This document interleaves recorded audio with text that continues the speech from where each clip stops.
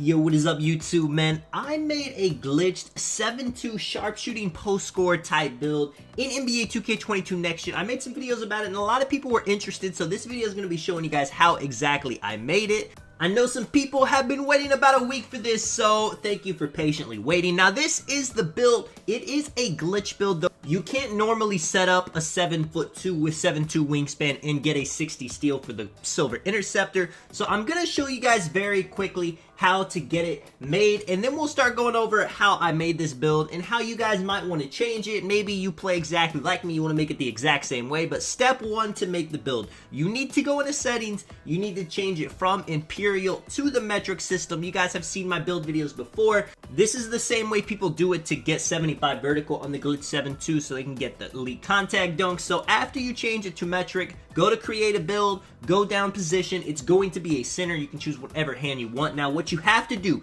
before you adjust anything, you have to change the weight to minimum first. If you don't do that first, the glitch will not work. So if you mess with the height, the wingspan, it will mess it up. You have to go minimum weight first. After that, now we can put the height to 2.17 m. You can put the wingspan, just max it out for now. We're gonna make it minimum after we have the build made, but right now we're just getting it set up. After you do this, you can upgrade everything to get it to 99 overall. It does not matter what you do. I recommend just doing exactly what I do, going all the way across, straight down until it doesn't let you go anymore. It'll get the build to a 99 overall. Now it'll stop at 98 and you'll have to go down and put the last few attributes on stamina. So if you're wondering why you can't continue, it's because the build has to be a 99 overall. Choose whatever takeovers, it does not matter. After you get here, you should see the build name. You are going to click edit the build, and then after you click edit the build, we're gonna press B or circle if you're on PS5 and go back to the main screen. Once we're back at the main screen, go back to settings. We're gonna change it back from metric to Imperial, and then bada bee, bada boom, we are good to go. Go back in, we're gonna edit the build. You're gonna see it should say 7'2" if you did it correctly. If not, that's fine, you probably just messed up on the height or something. It's pretty quick to do and fix. Now once we're at this screen, you can put the wingspan down to 7'2",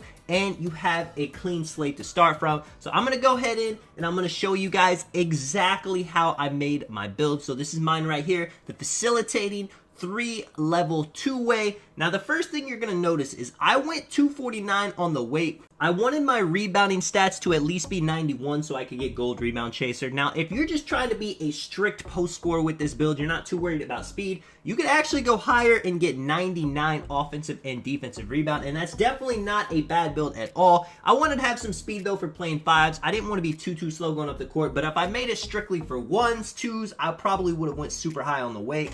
And you see, I also went 85 strength. I didn't max it out, but I did want to be dominant when backing people down, especially if they try to put a mismatch on me. A lot of people are going to have their opinions. They think strength is a waste of attribute points. That is up to you, but believe me when I say I enjoy having high strength on my build. Another thing you're going to notice immediately, I have no standing dunk. I made a video about standing dunk on centers and how you don't really need it, especially with 99 close shot. I also made a video about having minimum wingspan on this center and how in theory you think that means it's not a great defender, but you see my stats. I got 97 block, 88 interior defense. I got enough perimeter defense to get hustle on gold, which isn't bad. I still got rebounding. Having minimum wingspan is not as bad as it would appear. And before I made this build, I would not agree with you if you told me you were going to make a build with minimum wingspan, especially a big man. But after making this build, I can definitely see the benefits of it. Now, one thing I did not do, I have 85 pass accuracy, you know, the gold bullet, the Hall of Fame break starter. When I get the rebound, I can throw it to my teammates. But I have no ball handle, speed with ball. Now, you could only get bronze unpluckable if you put up your ball handle. Is it worth it? Now, I thought a lot about it, but at the end of the day, if somebody has Hall of Fame pickpocket or even gold pickpocket 90 still, they're gonna pluck you. You're a center. So it wasn't worth it to me. But if you're making this build strictly for ones or twos and you don't want to get plucked as much as possible, you could definitely put it up. You can lower your pass accuracy to 70, still get the silver bullet. When it comes to the shooting, I mean, you see the stats, super high elite shooting badges on a build like a center. You're not going to get any better. This is the highest shooting you could possibly have on a 7.2, 7.3. With the finishing, I went 99 close shot. I wanted the hook specialist Hall of Fame. Now, if you're not somebody that cares too much about hooks, 93 for the grace under pressure is what I would recommend to you. I put drive and layup up because not for any badges, but if I blew past somebody, if I was doing a layup against a guard, I didn't want to have 25 in that situation. I got 65 driving dunk, which gives me the limitless takeoff, and I get the quick drops off one. I don't always get the great animation, but it still gives me a consistent dunk when I'm going to the hoop. And post control, I got an 89, just because, again, it probably doesn't need to be that high, but I have 85 strength, I have weight, I wanted to have some high post control to bully people in the paint, and I do not regret the decision at all. So the biggest thing you may be thinking is, can I adjust this build to have standing dunk and keep things similar? You definitely can. You could lower close shot, you could take off something like driving layup, you could lower strength, you could lower post control. Standing dunks are nice, they are good, but like I said in how I made a video explaining it, you do not need standing dunks to be elite, especially if you're somebody that likes to do hooks, that likes to do fades, that likes to do more than kind of just go in the paint and press X. But even if you are somebody that just likes paint mashing, if you're patient, you could pump fake a couple times, you're going to be able to score efficiently in the paint that way. The takeovers you see, we got sharp, post scoring, glass, and rim. Again, we're a minimum wingspan center, but we got rim protecting, takeover. I gained a lot of offense on this build, and I really wasn't punished in the defensive stats. Now, of course, having a longer wingspan would make me a better rebounder, a better blocker, a better interior defender, but not by enough. I mean, I still feel pretty elite with having minimum arms. When it comes to the badges, I would recommend, if you have extra badges from season rewards, from college, to put them on finishing, because you spend a lot very quickly. I go with Pro Touch Hall of Fame, Hook Specialist Hall of Fame, Grace Under Pressure Hall of Fame, so I can be dominant with the close shot, with the post hooks. If you're somebody, though, that doesn't care to do post hooks, you can definitely take off Pro Touch and Hook Specialist. Fast twitch, mouse in the house, always great badges to have on. And you got badges like Back Down Punisher, Drop Stepper, Post Spin Technician, all on Hall of Fame. Even Dream Shake is an amazing badge if you like doing post fades.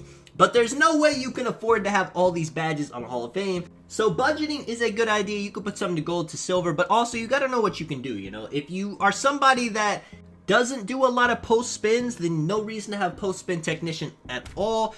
Drop step, I know a lot of centers love to do drop step, so maybe you want that pretty high, Gold Hall of Fame. It's all up to how you play, what game mode you're playing as well. Maybe you want some more post scorer badges whenever you're playing 1s and 2s compared to like 3s or 5s. When it comes to shooting, spot up badges, catch and shoot, corner specialist, blinders, dead eye, hot zone hunter. Clutch shooter can come up clutch, of course. Sniper Hall of Fame is one of the badges that you gotta have on no matter what mode you're playing. Volume cousin clutch. Set shooter, honestly, could be pretty good for this build, especially if people are playing back, since you are a clunky looking center. Limitless spot up on gold. You can definitely play the hash with this build in rec, in pro-am if you feel daring. Now, there is one thing I'm going to say about centers shooting this year. Sometimes when I time a shot perfectly, my dude will break his back. I'm not sure if that's a height thing. Let me know if you guys have experienced that, where you absolutely know you timed it good, but it makes your guy break his back and says it was a lay. I think it's just something weird 2K does to make sure that, you know, we don't have 7'3" centers shooting from half court consistently.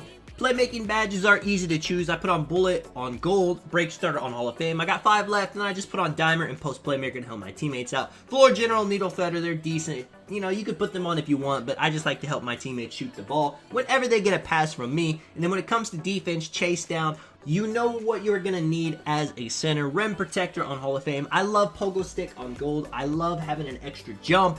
Box, Worm, Intimidator. You may want Brick Wall higher. You may want Hustler higher. Maybe Pickpocket if you're playing the 1s, 2s. You're going for a lot of strips. Post Move Lockdown. You feel like you're going up against another center that's going to bully you, but with the strength, it is a bit tough. I said if you have extra badges to unlock, put them on finishing. You can also do that with defense. And let me know what you guys think of the build, man. This is Tonic. I'll catch you guys in the next one. I'm out. Peace.